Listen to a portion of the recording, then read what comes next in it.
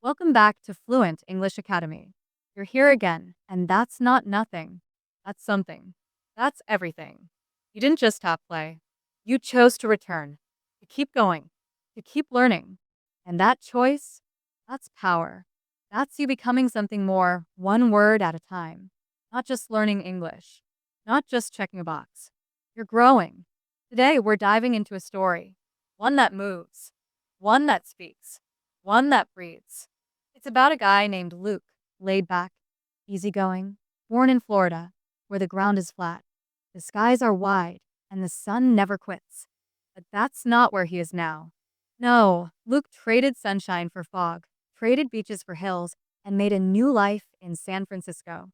And guess what? He's not alone. Julia and Alex just landed from London. Long flight, long way from home.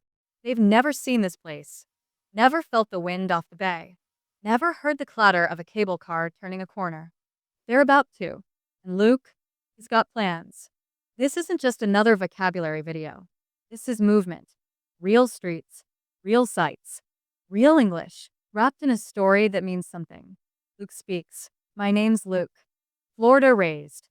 Hot summers, orange trees, beach days that go on forever. But life changes. 4 years ago, he moved to San Francisco. And somehow, every day still feels like the first one. This city, it's got layers. The kind that reveal themselves slowly, like a book you can't stop flipping through.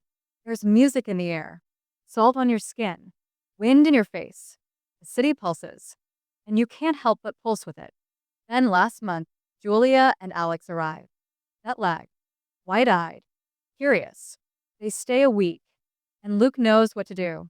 He's going to show them everything. So it begins on rails. Not the subway, not a bus. A cable car. Old, wooden, unapologetically loud.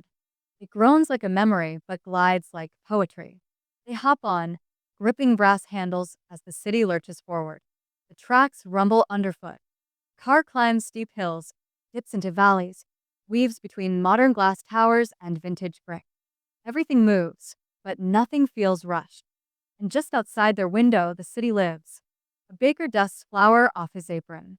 A kid blows bubbles. A man paints rooftops on torn cardboard. And through it all, that cable hums below like a heartbeat. They pass through Nob Hill, where elegance whispers through old hotels.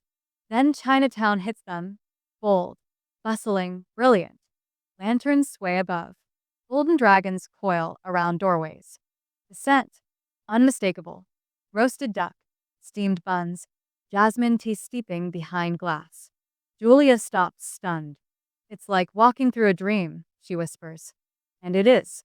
San Francisco's Chinatown isn't just the oldest in North America. It feels ancient and new at once, like a story being written while you're reading it. And you don't just look, you feel it. Later, at Fisherman's Wharf, the ocean does the talking. That breeze? Salty. That smell? Seafood, garlic, butter, all wrapped in air. They order crab and chowder in thick sourdough bowls. Sit by the water. Eat like they've never tasted warmth before. Alex doesn't speak. He slurps. Julia takes one bite, closes her eyes, and says nothing, which says everything. But the day's not done. They hop back on. The Powell line this time. Up, up, and higher. The bay stretches out, blue as a dream. And right in the middle of it, Alcatraz. The prison. Cold. Gray. Heavy with stories. You see it and feel it, like a whisper that lingers long after the words stop. Al Capone was here. And somehow, that fact sits like a weight in your chest. Still, that wasn't the highlight. No, the moment that stole their breath came next. Golden Gate Bridge. And you think you know it, right? You've seen it in movies. Framed in photos. Turned into postcards. But in person, it's something else. It's a giant sleeping dragon made of steel and sunlight. It doesn't just stretch across the water. It owns it. They walk halfway across. Wind bites. Fog wraps around them like a secret. Alex stops mid-step. He just stares. And then smiles. Not a tourist smile. A deep one. Like something just clicked inside.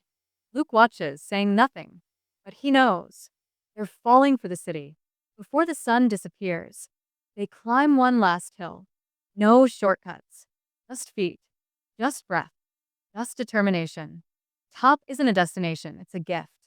And when they get there, the sky explodes gold, purple, fire. Below them, San Francisco sparkles. The bridge, the water, the rooftops all glowing in that final light. Julia turns. I could live here, she says. And Alex doesn't speak. He doesn't have to. Now, let's look at some of the words and expressions from their journey. Originally, where someone began. I was originally from Brazil. To get tired of, to lose interest. I get tired of eating the same thing every day. Track, the path a train or cable car moves on. The cable car ran along the track. Downtown, the heart of the city. I love walking through downtown. Steep, rising sharply. That hill is so steep. It's like climbing stairs sideways.